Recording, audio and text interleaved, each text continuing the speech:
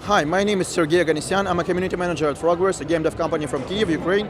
And right now we're working on the Sinking City. You might know us for Sherlock Holmes games, Devil's Daughter, and Crimes and Punishments. But yeah, Sinking City, open world, Lovecraft, this is what we're working on right now. Talk a little about, for people who don't know what this game is, talk about what this game is all about. Right, so the Sinking City is, as I said, an open world game which takes place in the fictional city of Oakmont. It's in Massachusetts in the 1920s United States. The main character is a private investigator, private detective, who arrives in the city of Oakmont as it's being devastated by a mysterious flood. Clearly supernatural origins because the flood occurred half a year ago and the water just does not go away. So people are left to survive as best they can. And the government tried to handle it, but they never did that. So the city is in complete chaos, and as a detective we need to find the truth behind that, because it seems like our fates and the fate of the city are kind of intertwined. So we have our own reasons to be there, and we have our own reasons to investigate this kind of stuff. There are three really cool things I actually love about your game. One is the film noir type of feel. Two is the time period, and three is your heavily inspiration from the Lovecraft books. So talk a little about how you use those three elements to create this living, breathing world that's really dark.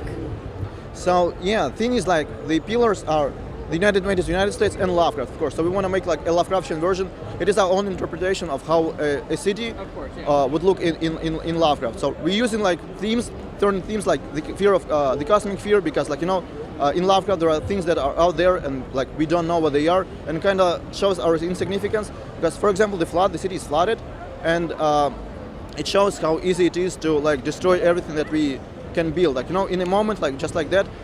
Flood comes and everything we knew, everything we built, the whole system, is kind of demolished, destroyed. So this is one of the things. But of course, the city, it's in a place in the United States, so kinds of prohibition, jazz, racial tensions. There are different races in the game. There are hybrids, of course, from the Lovecraftian universe. People might know them.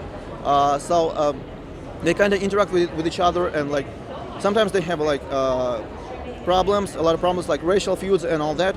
So why do you think it is, for you and your team that you work with, why do you think the Lovecraft universe or inspirations of Lovecraft games never really make it?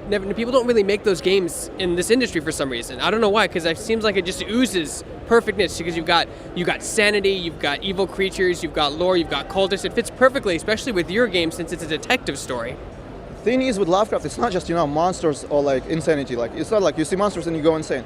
Things are very things are very much deeper than that. So Lovecraft is all about that cosmic fear, and it's not very easy to convey that feeling. There are entities in the world, there are things in the world that show us our own insignificance. So if you clash people, gamers, against this fear of the cosmic fear, they might not realize it and they might not understand it. So it's much easier to do a shooter game where you shoot monsters and you feel good about that, but it's much more difficult to make take a more philosophical approach to that.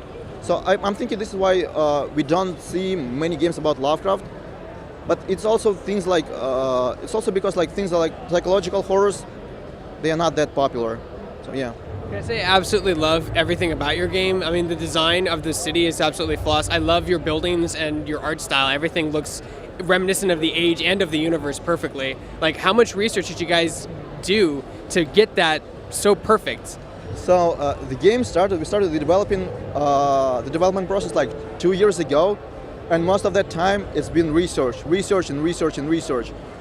Because we're creating a city, and we've never done an open world game before. We have done Sherlock games which were linear, but it's very difficult to make a city. It's not just you drawing some streets, you put some buildings and that's it. You actually need to think about the ecosphere, the placement. Yeah, the placement and all that. It's very difficult. So, for example, we hired an actual architect who knows how to build cities. She's working with us right now. And we went to Boston, for example, to take a look at the architecture, because in our game, the city is it's 7 different districts, and each of them has its own style. Because, for example, we have a zone where the city was founded, so it's more about early colonial style, and we need to do a lot of research to understand how it looks like. Especially when we are from Ukraine, it's not that easy to get that. Us in America, you see that stuff all the time. It's based off American city, like New York, right? That's something like that. It's based in Boston, places. Roughly. Places in Massachusetts, because we go for that New England feel. Massachusetts, Boston, all that kind of stuff. But we also want to make it look it's a Lovecraftian city. So like places like bank alleys and all that kind of like narrow places where cows can hide and all that. Like it's very important for us to recreate that. It's a rare achievement for a game to have atmosphere as a character, and your game just oozes it. There's very few games that have done this successfully, and the atmosphere of the city and the people and just the environment has its own personality, its own character, as if you were controlling it. But how did you guys accomplish that atmosphere? So the thing is that our sea and its destructive force and its influence are very, very big parts of the game. So we have like things like we call them city influence, like what happened to a city, like if it's been flooded for a long period of time. Like we can see like green stuff on the walls and all that. We also have the right light, and of course we need to use that.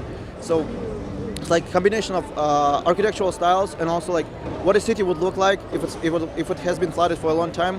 It's what things are crucial that we use to recreate the atmosphere of like of a Lovecraftian city.